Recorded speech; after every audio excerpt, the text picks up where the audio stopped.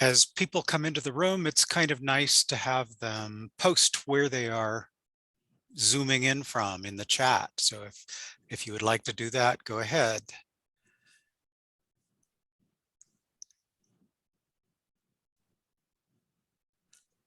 And I will start with a welcome.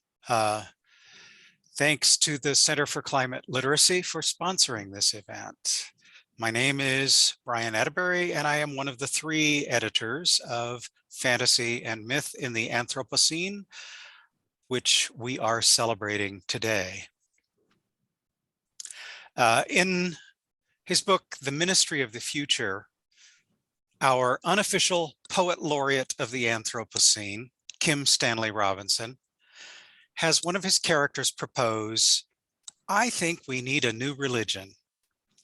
And then the speaker backtracks a bit. Well, maybe it's not a new religion, maybe the oldest religion. All those economic plans, always talking about things in terms of money and self-interest, people aren't really like that. They're always acting for other reasons than that, spiritual reasons. So as Robinson's character says, self-interest isn't enough. We have learned from recent events that people don't make decisions based on logic, and indeed they can end up clinging to their beliefs all the more strongly when confronted by evidence. So what does change minds? Well, social networks, gut feelings, and the right sorts of stories. Our book, Fantasy and Myth in the Anthropocene, comes out of this insight into human nature. We do need something like a new or very old religion to shake us up and make us see things differently. Or rather, we, the editors, felt the need of something that is part of every religion, a mythic narrative. If, as they say, a language is just a dialect with an army and a navy, a myth is a religion without temples, priests, or creeds. Those are things people go to war for, but they might not be willing to save the world for them.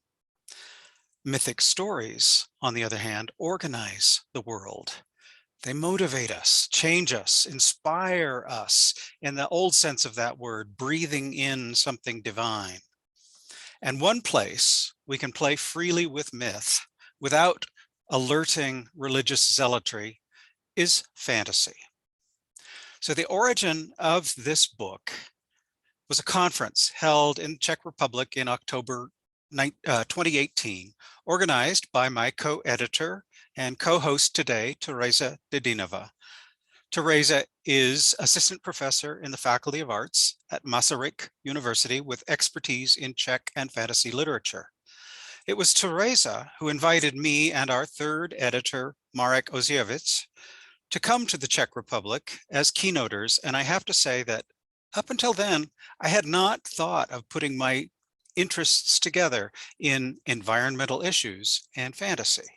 So thank you, Teresa, and thanks to Marek for his inspiring address in Brno and for having the vision of broadening the conversation from conference to book, and especially a book that brings together scholarly and creative meditations on the present moment and the future. Along with the 3 editors, we've asked 4 of the contributors to talk today about their part in the project. That leaves out, if I did my counting right, 10 academic and 20 creative contributors. Among the latter are Jane Yolen, Nisi Scholl, Catherine Applegate, Grace Dillon, Donna Jo Napoli, David Wiesner, Sean Tan. Well, you get the idea. An amazing array. Likewise, we had a wonderful set of scholars who are represented today by Lindsey Burton, Alexander Popov, John Reeder, and Karin Lasuma, each of whom will tell you something about their pieces in the book. And then we'll have time for questions from Teresa and me and from you all. But first, let me turn this over to my co-moderator to finish the welcome and the introductions. Teresa.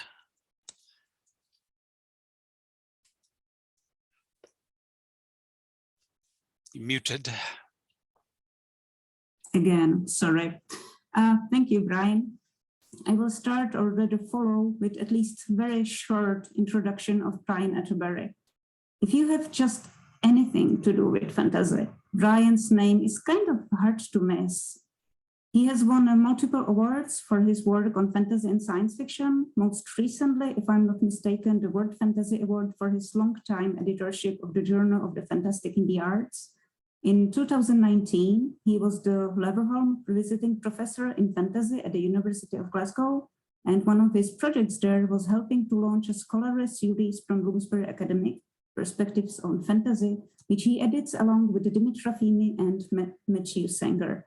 He's the author of several books, Let Us Remind at least, Stories About Stories, Fantasy and Remaking of the Myth, or Decoding Gender in Science Fiction, and co-editor with Ursula K. Le Guin and Karen Joy Fowler of the Northern Book of Science Fiction. He's also editor of Le Guin's work for the Library of America. And something really to look forward, his most recent book, Fantasy in the World, How Does It Mean and What Does It Do, is forthcoming from Oxford University Press in this very year. Just several short months, I suppose. So, as also Brian said, this book has 3 editors. One of us initially planned to enjoy a little peace and quiet in the audience, but Brian and I decided to drag him here among us, to thank him for his enormous energy, passion, and creativity he has poured generously into this book. He also stands behind these wonderful projects of the Climate Lab, so please help me welcome Marek Ozsiewicz. It wouldn't be possible without him here. Thank you, everyone. Thank you.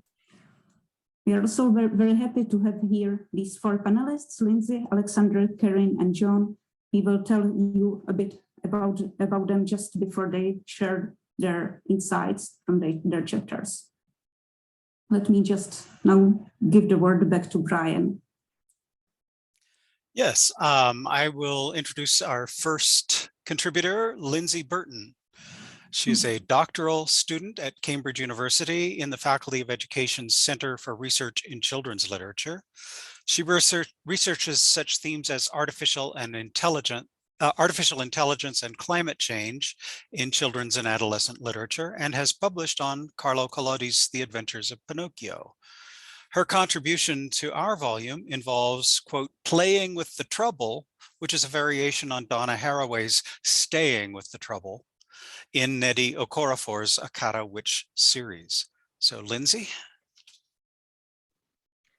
Hi, everyone, and a big thank you to the editors for inviting me to contribute to this panel and to the anthology as a whole. My chapter, as Brian said, titled Playing with the Trouble, Children in the Anthropocene in Nnedi Okorafor's Akata Witch series, started as a way to honor Okorafor's amazing trilogy, which is now complete and has been officially named the Insipidity Script series as of January 2022.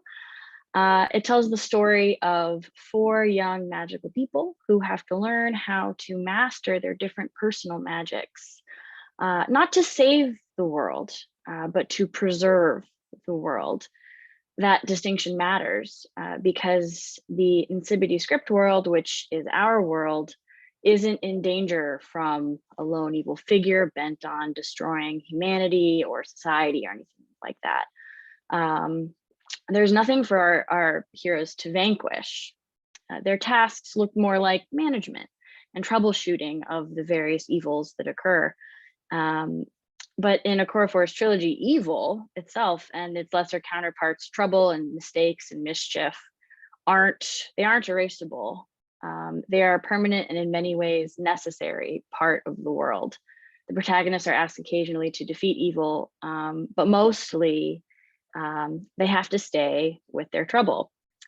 And sometimes they fail and they have to carry on regardless. And that need to carry on in spite of almost guaranteed failure of these protagonists reminded me of what Donna Haraway calls staying with the trouble. Her most recent book of that same title is the other major angle of the chapter, particularly her call to make kin, not babies, which is a slogan that appears right at the start of the book. When I found it, I was taken aback by it. as a children's literature scholar, and more recently as a new mother, of course, we're all familiar with the concept that the most damaging thing a person can do to the environment is to create a brand new person who will presumably go on to consume resources and pollute, etc. And the idea of making kin is, of course, a positive one, not a new one for Haraway, and one that comes up many times in this anthology and in fantasy literature at large. But the idea of not making babies, so to speak, colors Haraway's entire discussion with a version of the Anthropocene or of posthumanism that really, really emphasizes the post to the point where there's no longer a human future to imagine. I do think that Haraway is right, that we need to stay with the trouble of the Anthropocene, but realistically, I think we also need to stay with the trouble of humanity. Or as I suggested in my chapter, we need to learn to play with that trouble. This involves appreciating babies, children, even teenagers as kin, the way Haraway means it, as entities with their own way of being that we can learn from, which is really accepting children as part of humanity's we. And we already do to some extent, but we don't go as far in the real world as we do in the world of fiction, particularly fantasy fiction. So novels like Ecological provide somewhat of a blueprint for playing with the trouble, for infusing our approach to the Anthropocene with childhood in a way that makes a difference to our outcomes as an earthbound species.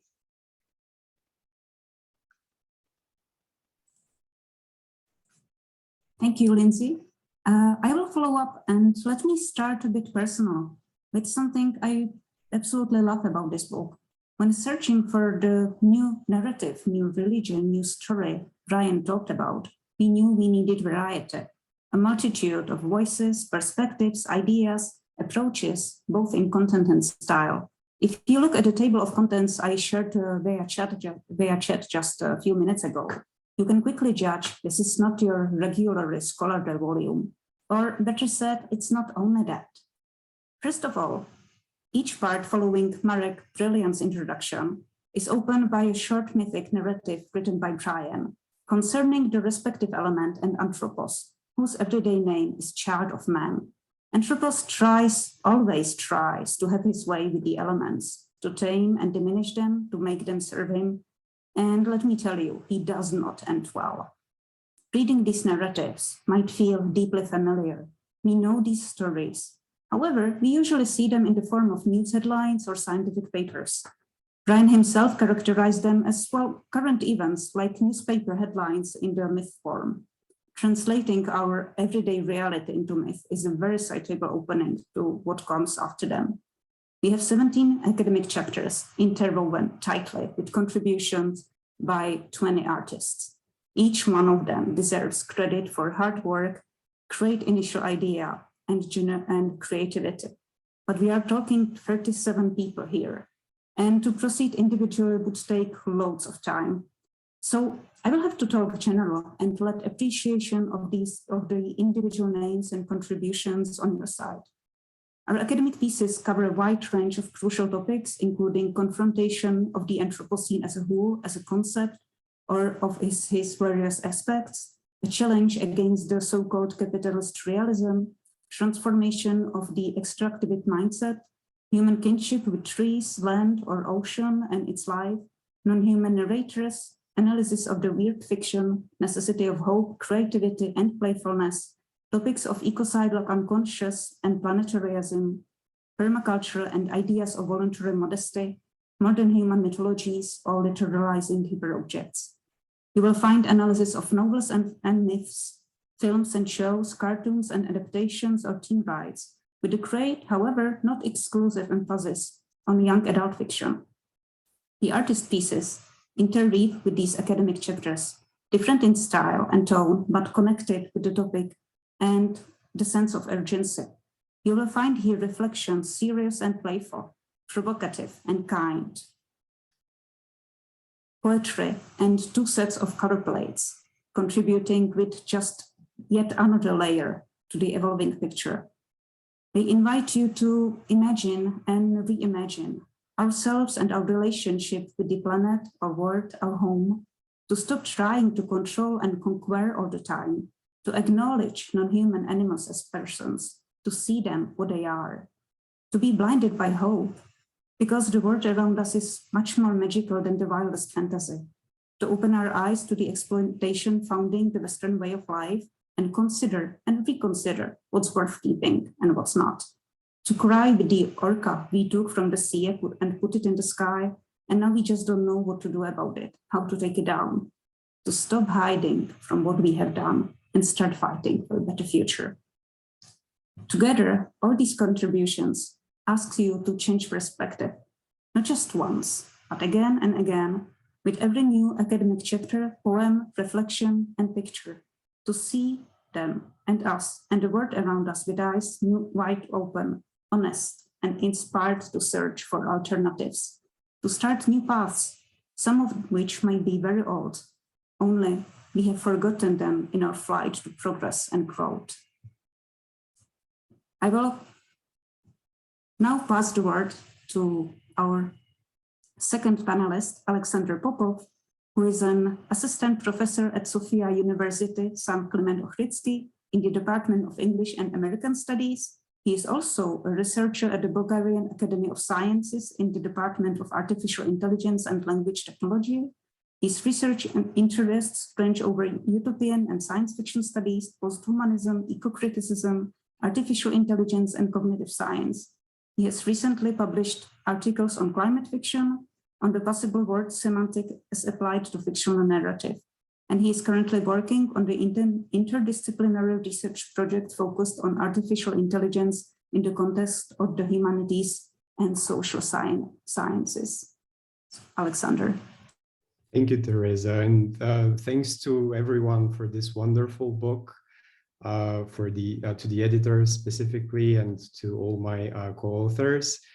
I'm joining you from Sofia, Bulgaria, where until about an hour ago it was snowing, which is highly unusual for this time of the year. I don't remember the last time I've seen this at this time, which is, I guess, just another sign that we are in the time of trouble, as Lindsey said. And my chapter is, I guess, also a play on Donna Haraway's Staying with the Trouble, only I've decided to change another word in this phrase. It's staying with the singularity. It argues that we need to stay with the singularity, but not the kind of transcendent technological singularity that we associate with the Silicon Valley, which will make people gods and emancipate us from nature once and for all, but rather with the more philosophical notion of singularity, something that Haraway also explores in different books, this moment of tension, of ontological tension in the meeting of different entities, maybe entities from different species, or maybe not even living entities. So this is the moment when we can become not just a little bit different from human, we can become more than human. So human and non-human can become together in this moment of uncertainty.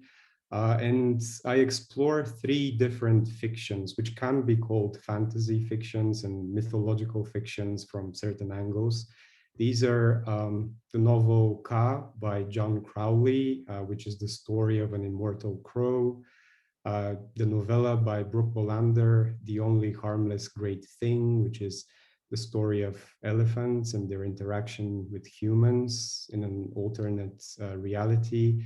And Richard Powers' The Over Story, which is the story of forests. I explore in all these three stories how human narration is entangled with non-human narration. So this new kind of fantasy, I think it gives us a different way to access non-human stories. These are no longer the stories of magical creatures, which in the end sound just like human stories in many occasions.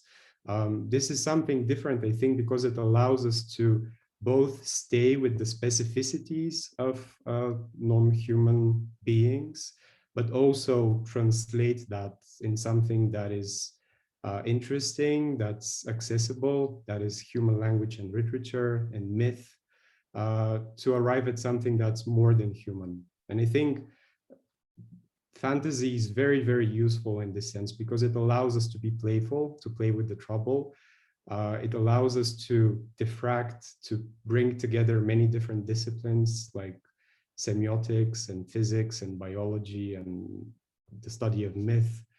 And we can do it in many different ways. And I try to show in the chapter that in all three of these fictions, we have different patterns of diffraction between humans and trees and crows and elephants. And ultimately, I think fantasy, this kind of fantasy allows us to create these carrier bags that Ursula Le Guin wrote about, which I think are a much better vehicle for telling stories in the Anthropocene.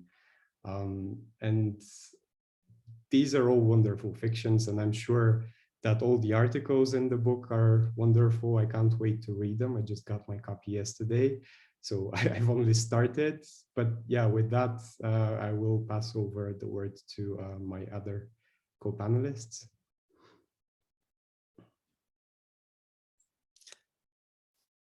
Yes, next we're going to hear from John Reeder. John is Professor Emeritus at the University of Hawaii, Manoa, and is the author of two groundbreaking works of science fiction scholarship, Colonialism and the Emergence of Science Fiction, and Science Fiction and the Mass Cultural Genre System. His most recent book is Speculative Epistemologies, an eccentric account of science fiction from the 1960s to the present, published in 2021 by Liverpool University Press. And in 2019, he received the Lifetime Achievement Award from the Science Fiction Research Association. His essay in our book is titled Kim Stanley Robinson's Case for Hope in New York 2140. Thank you, Brian. Thanks to Mark, Brian, and Teresa for including me in this project and in this panel. It's a real privilege to be in this company. So the topic of my contribution is Kim Stanley Robinson's 2140, a science fiction novel set in a carefully realistic near future. So unlike the other panelists, I'm not dealing with literary fantasy. Let me explain then how I am engaging with the topics of fantasy, myth, and the Anthropocene. In my contribution, I'm thinking about fantasy not as a literary genre, but in a broader sense, as an integral part of the stories we tell ourselves about ourselves. I'm writing in this essay about the type of fantasies that help support what Mark calls the ecocidal unconscious. These fantasies are an unacknowledged component of widespread beliefs about what's real and what's possible. Beliefs that may make climate change seem inevitable and inescapable, or may simply make it seem so distant or abstract that it can be ignored. To expose the fantastic nature of such beliefs is to step outside of the world they construct, to find a way to imagine things differently, and to encourage hope for positive change. Kim Stanley Robinson's novel is very much about this type of fantasy in two connected ways. Many writers have connected the climate crisis to the workings of capitalism, some even substituting the term Capitalocene or Capitalocene for the Anthropocene. Robinson's novel deflates the set of beliefs that has been called capitalist realism, the conviction not so much that capitalism is the best type of social organization possible, as that it is the only possibility, that there is no alternative, as Margaret Thatcher famously said. Robinson considers that set of convictions delusional, and his novel sets out very deliberately to undermine it. That enables him to elaborate the counter fantasy of a successful political revolution, one that involves a pretty detailed analysis of the 2008 financial crisis and what should have been done in dealing with it. But what about myth? I argue that New York 2140 retells the myth of the flood. Robinson's modern flood is caused by the melting of the ice caps, which by the time the novel takes place has raised ocean levels by more than 50 feet. The story takes place in a future lower Manhattan that has remade itself as the new Venice. There's a version of the Ark, complete with endangered animal species. But the main thing is that the flooding leads indirectly, and by no means completely, to the purgation of a corrupt social order and the construction of a new, better one. I haven't got time to go into more details about this, but if you're interested, I very highly recommend the novel. Thank you.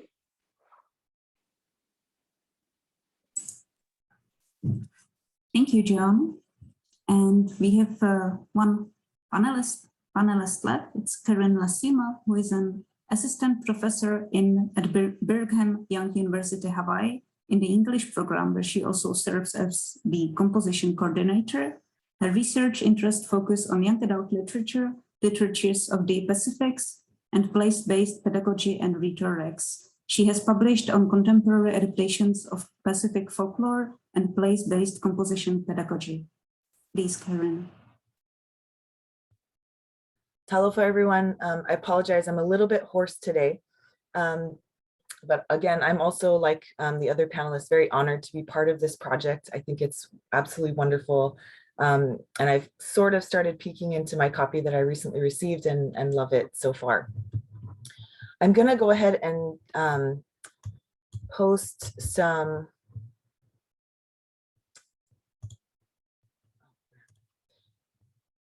It's not letting me, hold on. I'm gonna post some key terms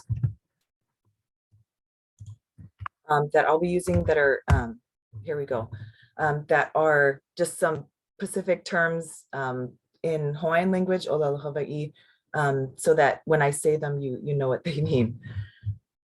So moana is what we call throughout the Pacific, what we call our ocean, the Pacific Ocean. Kanaka Maoli, or Native Hawaiians, are referred to the indigenous people of Hawaii.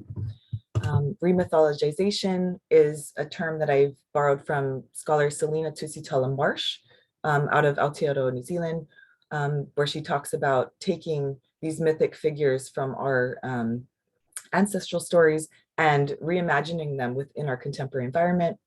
And then key terms, especially at the bottom here, are mo'olelo, which is again, Olelo Hawaii or Hawaiian language term that is a multi-purpose term. It can mean story, it can mean history, and it can be a whole bunch of other different sort of communicative genres that are passed down through oral tradition. And the last one is Miyuki, which is a term that refers to man or human-eating sharks. And in ancestral mo'olelo, they're often able to shapeshift between shark and human forms. And in my essay, I look at two different re-mythologizations of Miyuki shark stories. So I am a scholar of what I call YALO, or young adult literatures of Oceania. It sort of exists at the nexus of Pacific literatures, indigenous Pacific literatures, and young adult literature. I was born and raised here in Hawaii, but my family's ancestral lands are located in what we now call the US territory of American Samoa. And I'm very interested in how indigenous writers in Oceania are conceptualizing and portraying indigenous youth identity and responsibilities in these YALO, in YALO fiction, and how these portrayals can empower our youth.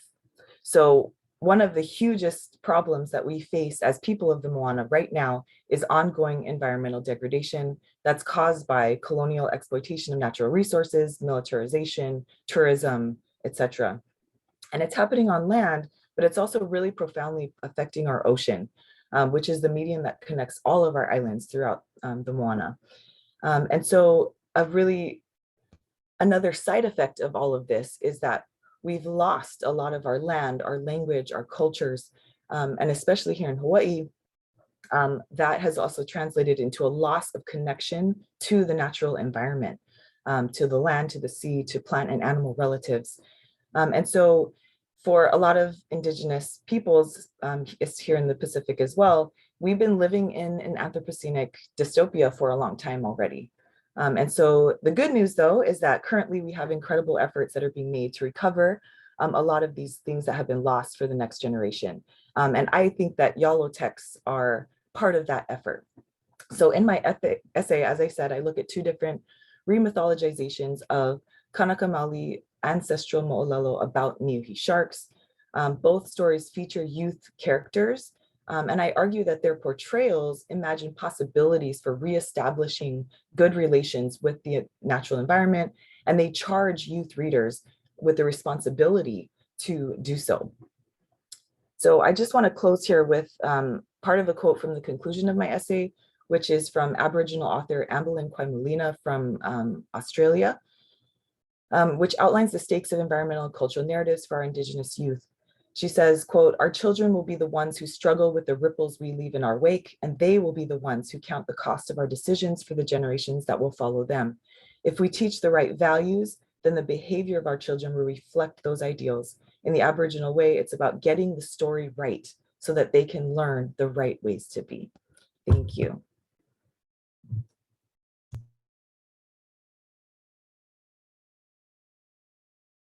So that is a quick introduction to the book.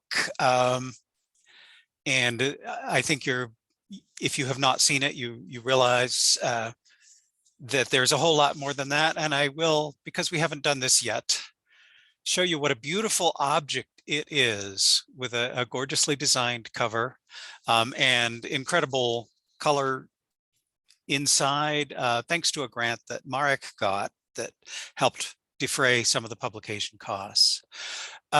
We should open it up now to questions, either from panelists to one another or from the audience. And I will start by reading a question from Jennifer Atterbury that was directed to John that says, "I'm wondering whether counter fantasies can be intentionally deployed or even weaponized on behalf of environmental rehabilitation, and if so, how?" And I think anybody can answer that, but start with John. Yeah, thank you for the question. Yes, short answer, yes. I think that's what Robinson is doing, in fact, in New York 2140, and also in The Ministry of the Future, the book that just came out. There's what Robinson is doing there is kind of a two-part approach to fantasy. One is to expose the fantastic nature of certain kind of damaging beliefs, like the conviction that the only good economy is a growing economy, and at the same time to enable imaginative openings to think about a different world, a better world. And that is where I think counter fantasy comes in.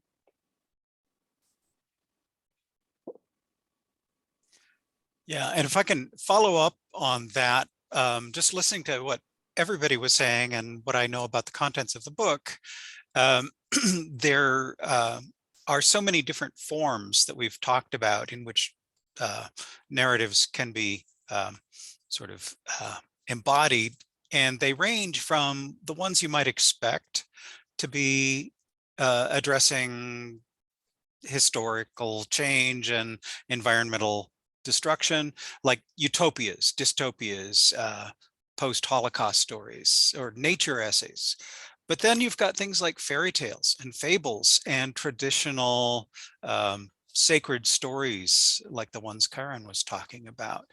How do all of these different forms interrelate? Do we have to choose, or can we somehow find common ground among all of these narratives as part of a project? So that could be addressed to anybody.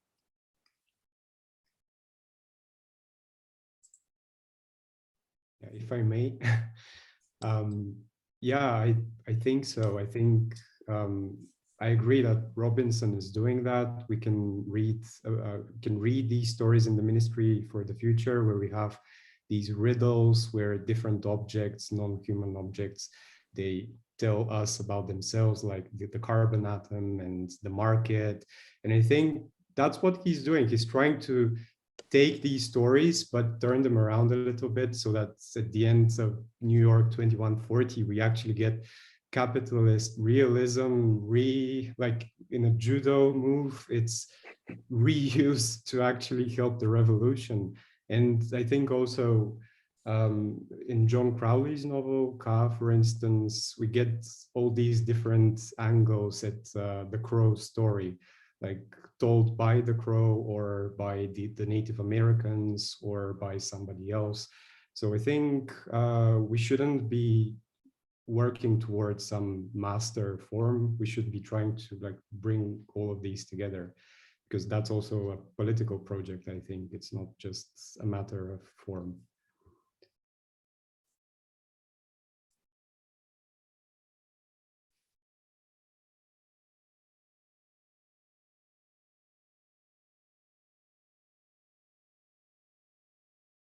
And any of you can go ahead and unmute and speak up. I see Karen sort of thinking through things there.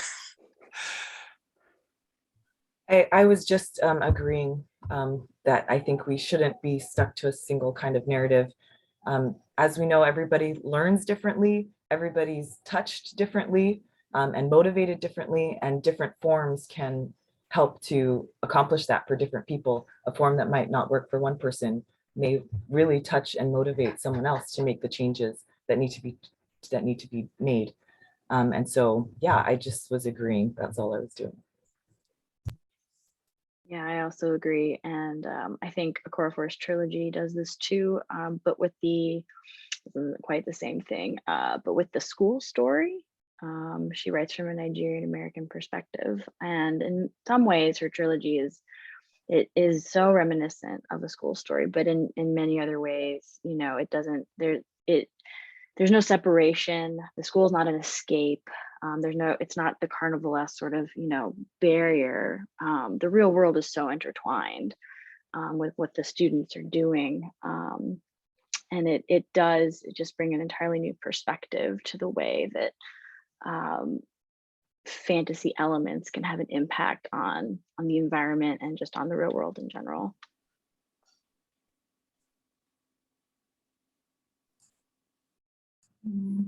I will just jump with a few words into that too. From what I did, what I focused on my chapter was the Terry Pratchett's Tiffany Aching series. And when I reread it with the intention to write something about it, I was really surprised how closely the witch ethics in the series aligns with the principles of permaculture. How much actually this series can tell you and even learn us about not only how to behave towards the environment, but how it can share this feeling of connection, to being united with your land, with the place you and community you take responsibility for, and you part it like basically you feel it like a part of your body. So I also think that fantasy can be very powerful means of transmitting these messages.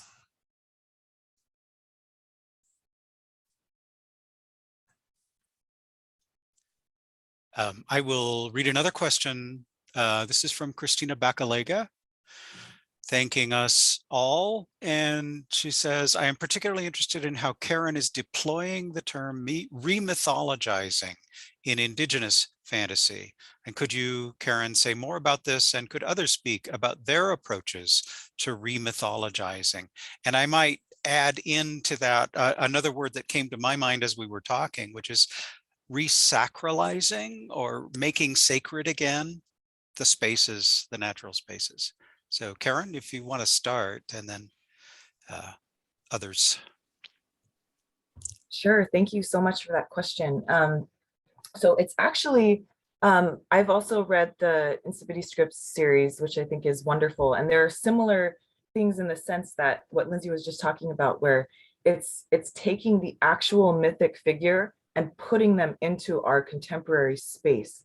So these characters, like you said, go to school and interact within our contemporary world with these mythic figures.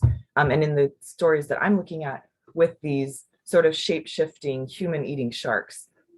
And in one of the books, I see another question that says, is there a Yalo novel you would recommend?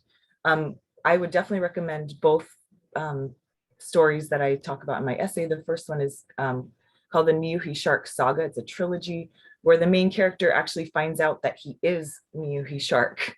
And he's, you know, an orphan, he was adopted, and then finds out later that he is a Miyuki Shark and has to kind of deal with the legacy of that, because the story that this is based on, or the mo'olelo that this is based on, comes from his cousin, who actually ended up eating a lot of humans and ruining the relationship between humans and Miyuki hundreds of years ago, or kind of in mythic antiquity.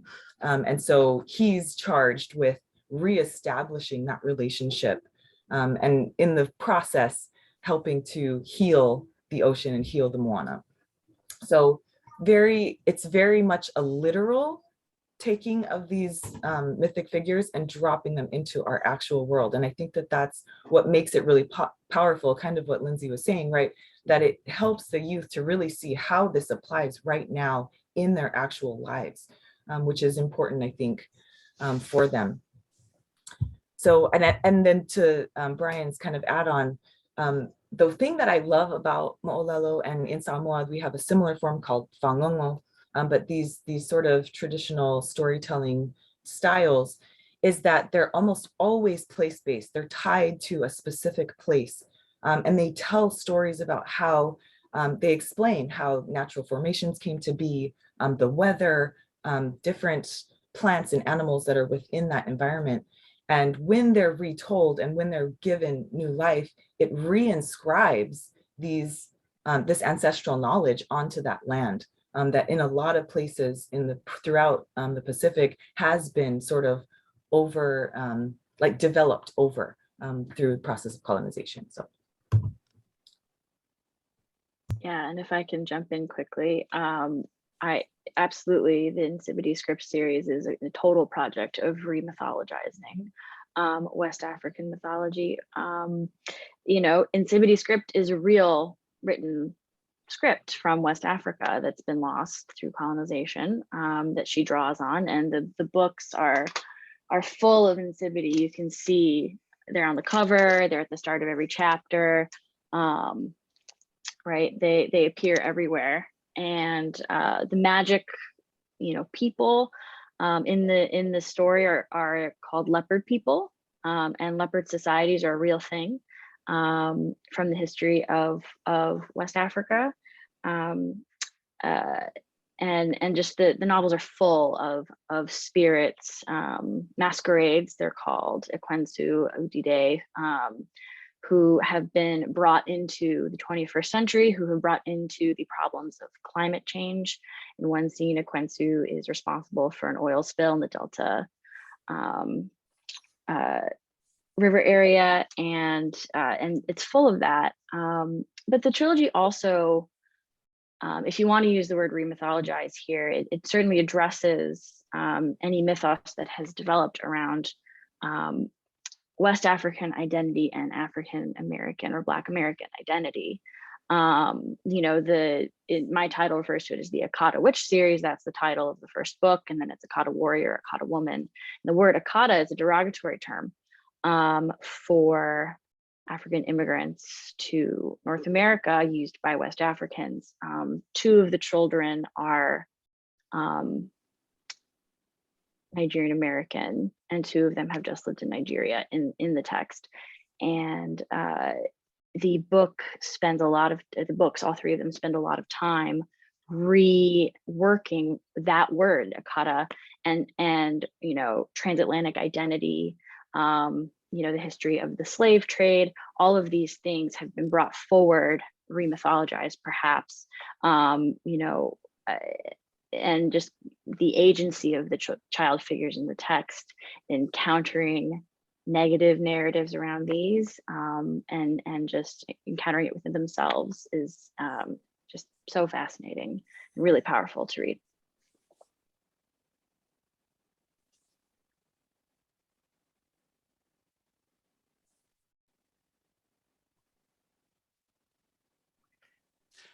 I think there is a strong link between the kinds of re-mythologizing projects that we're talking about and the emergence of some very powerful voices from among indigenous communities using these narratives in various ways. And that includes, we've mentioned African, Pacific Island, Native American, also Australian Aboriginal, where they have a history of 40,000 years of not destroying their environment while living in it. So, Alexander, anything more to add to that on the re-mythologizing? Yeah, so I was thinking again of John Crowley's book, Ka, in the Ruin of Immer, which tells about, it tells about the history of humanity, basically, but it ends on the end of civilization. And the problem at the end of civilization is that human stories have lost their meaning.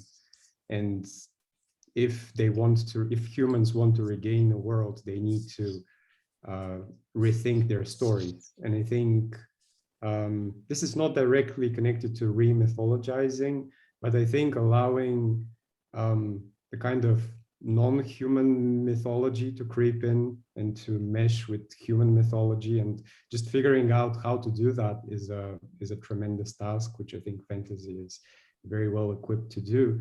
But I think this kind of deprivileging the human hero, where the human hero is seen as like the figure to the ground of the environment, allowing environment and the hero to become enmeshed. I think that's a kind of something like re-mythologizing that deals away with the figure of the hero itself, and rather brings the environment to the fore. So I think that could be a powerful strategy. I think lots of recent novels and stories are doing that. Yeah.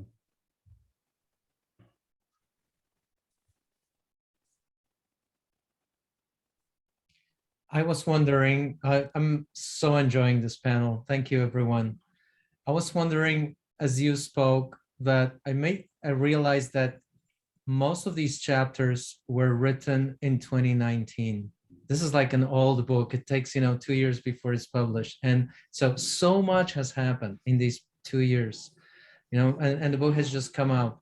So I was wondering, as you think about your chapters, would there be anything you would like to add? Would there be anything that has not so much changed in your thinking, but that sort of an additional layer to your thinking about these issues, or maybe in terms of you already know more scholarship that talks about similar things, or you already know more works of fiction or film or games that deal with the issues that you discussed? I mean, anything that you've discovered since writing this chapter? And this is, I guess, a question to everyone, including Brian and Teresa.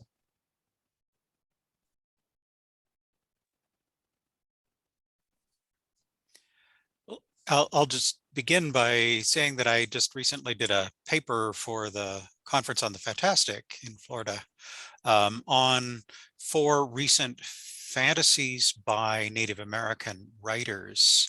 And I'm not going to think of all the names, but one of them was Darcy Little Badger. Was it Snake? What's the full title of that one? But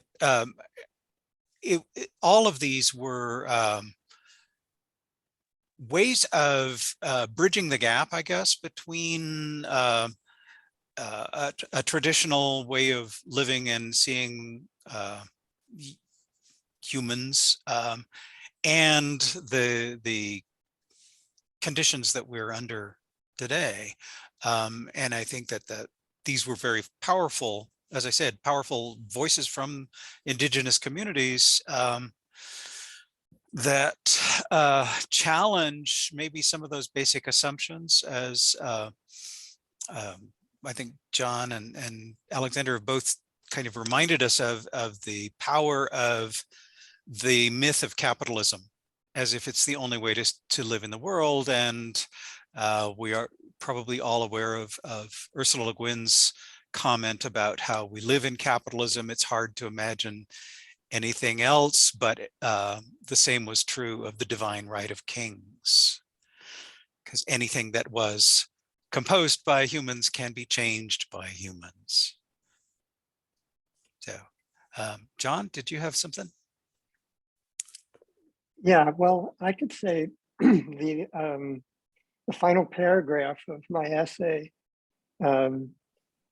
actually talks about the fact that I wrote that essay in March and April of 2020 during the initial lockdown of the pandemic.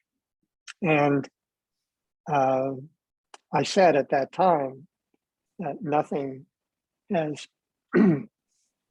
disrupted the everyday workings of capitalism in my lifetime in a comparable way to what happened in those months under the pandemic, and that there obviously there was a lot of death and suffering, but there was an oddly utopian glimmer to seeing, the pollution disappear over Los Angeles and Delhi, and the kind of birds that I saw around my house that one had not seen before, just because there was so little traffic and things like that.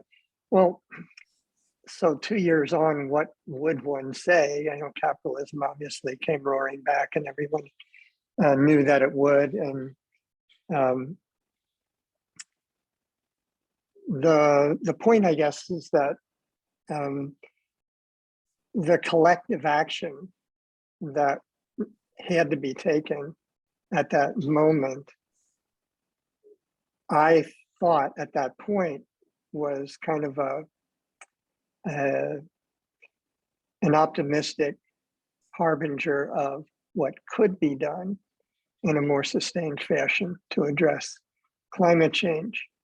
I think what's probably become more prevalent over the last year and a half or two since then is the force of the counter forces, the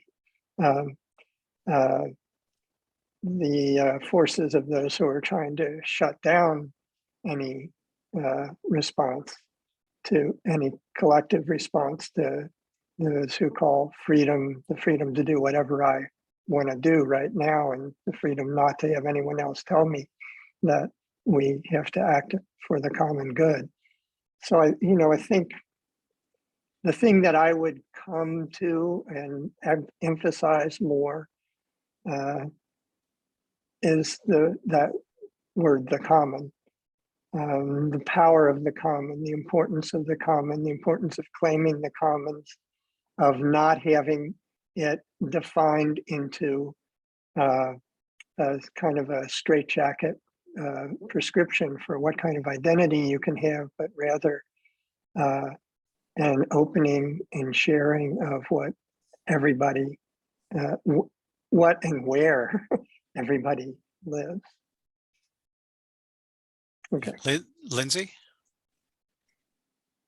Yeah, I think, speaking of common, you might have all had a common experience writing this right at the start of the pandemic. I know I did. This project gave a lot of structure to those very chaotic early months. On a very practical level, I'd changed the title of my chapter to reflect the actual title of the trilogy I'm writing about, which the book had already gone to print by the time that had been clarified.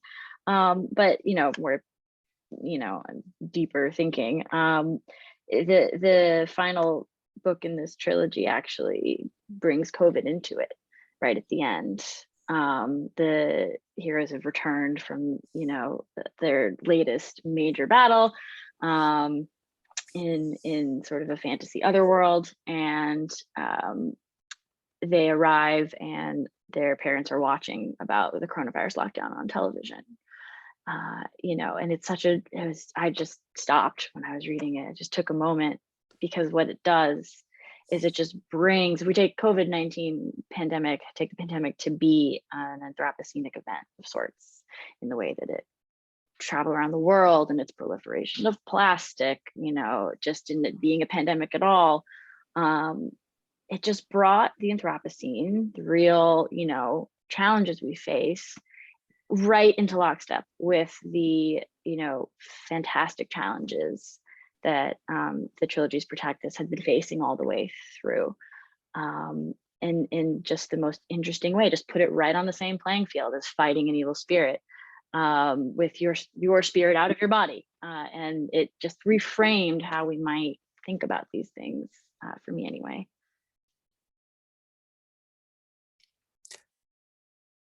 Yes, and I'll just add on to that one of the challenges is to make the constructive stories more appealing and more compelling, so that it becomes impossible to ignore them, that they can compete with the older narratives that are trying to reemerge. Any last thoughts from anybody? We're almost out of time. I might jump in very quickly. In my chapter, I'm basically writing about blurring the line between the organism and his or her environment. And since the 2020, I was also writing it at the beginning of the lockdown. I feel like my all other thinking and writing and personal experience is just adding another layers to this. Probably, if I was writing the chapter now, I might add more allusions to some really powerful creative pieces I have read since the time. I might want to add more of the works of material eco-criticisms, because they talk with a really nice clever language about the very similar experience as Pratchett is writing in this very specific style. But for me, it seems to be like the continuous story, always evolving and somehow productive in other papers or experience. If I may just, Alexander, go ahead. No, you can say your... So I just wanted to tie into this notion that Brian mentioned of resacralization. And I just finished reading Amitav Ghosh's The Nutmeg's Curse, where he makes this wonderful case for vitalism and for a return, that it is happening on so many levels, a return to perceptions of animism and vitalism of non-human agents, including rocks, trees, so not only animals and plants.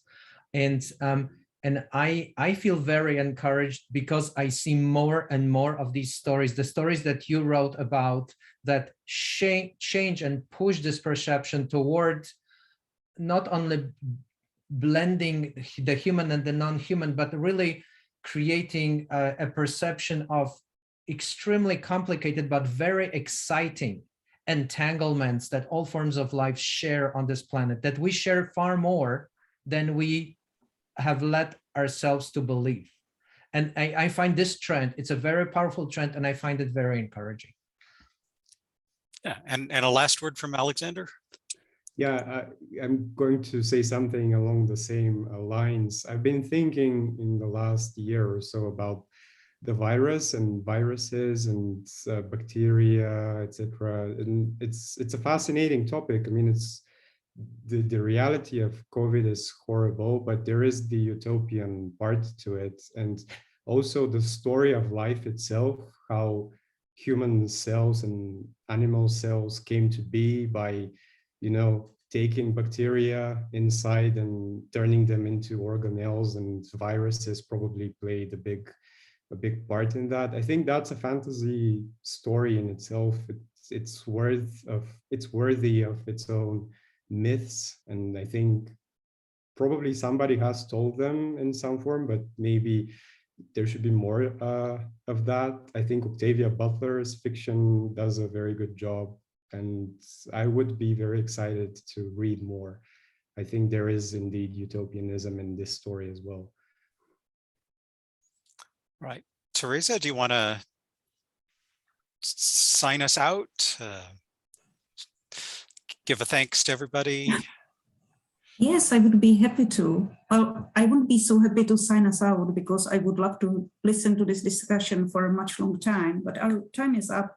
So thank you, everyone. It has been wonderful. Thank you, first of all, for taking this amazing creativity to work on your pieces and your chapters. And thank you, everyone who is not among our panelists. It's a huge bunch of people.